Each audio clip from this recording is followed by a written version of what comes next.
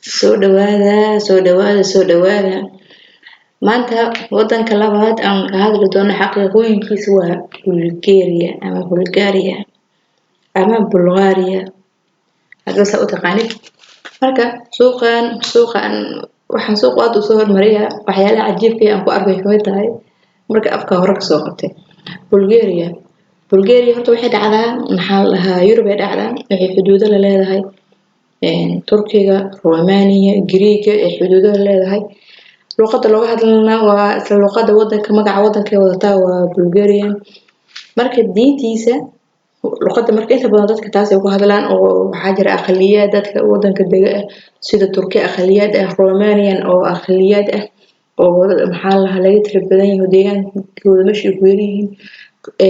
kuwa reer guuraa oo la yiraahdo qajariye kuwa la dhaho oo boqolkiiba 5 ka ah dadka wadanka ayaa dego diinta wadanka maxaa la dadkiisa ay haystaan waa masiixi muslim uu ku nool yahay boqolkiiba 13 ay ka yihiin amaankeeda waa uu fiican yahay 24 saacadood habeenkii maalinka inta qofku danihiisa magaalada uu ka soo dhameysan karaa waa wadan amnigiisa fiican yahay dhaqaalihiisa marka la fiirsho horta Yurub ayadoo iska tahay gaajo oo ay tahay faqri haddana Bulgaria ku sii jirta wadamada maxaa la faqriga ah Yurub ay ka sii tirsan tahay dhaqan ahaan marka la fiirsho horta wadankan wuxuu caan ku leeyahay suuqa guurka suuqa aroosyada suuqa dadka gurdoonka ah laga helo marka hadii Soomaaliya u taqaaniin suuq inta la gado la tago dhar iyo alaab iyo raashin wax laga soo gado taqaaniin Bulgaria waxay leedahay suuq qofka gurdoonka ah uu tago uu ka soo helayo qofku rabo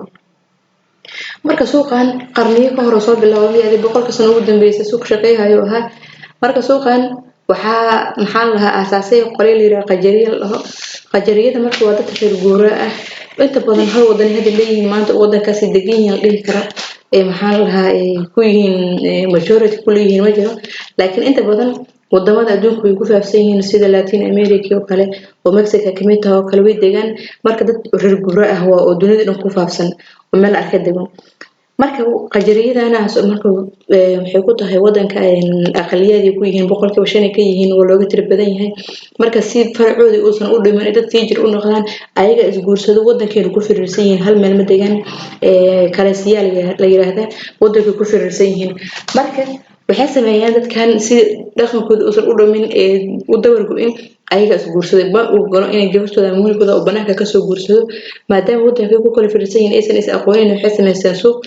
sanadkii hal mar uu calaamadaysan isugu yimaadaan meeshaas ay wiilashii gabdhaha isugu yimaadaan qof kasta oo soo labisanayo meeshaas ay iska bartaan qof kasta qofkiisa meesha soo calaamadaan marka waxay sameeyaan suuqaas sanadkii hal mar la isugu imaadaa guurkooda 3,000 ilaa 6,000 doolar u dhaxeeya hadba sida loo kala qurux badan yahay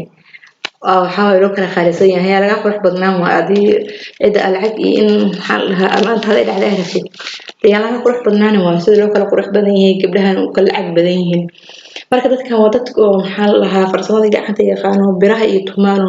maxaa la waxyaalaha xadiidka iyo naxaasta dadka shaqeeyo waaye wadankan wuxuu leeyahay meelo dalxiis tago sida uu ugu dhar wadanka la yiraahdo Esker oo kale god kale din kale yiraahdo kale oo meelo dalxiis ka tag markuu biyo hadda laakiin wali oo qalale wuxuu leeyahay maxaa la meelo dabiici sida Sirbarna meel laho kale caasimada wadanka kale Sofia aad u qurux badan tahay ayadana meelo dalxiis tago leeyahay marka wadanka waxa soo qaat waxay soo jiitaa waxay ahayd suuqa kala gursiga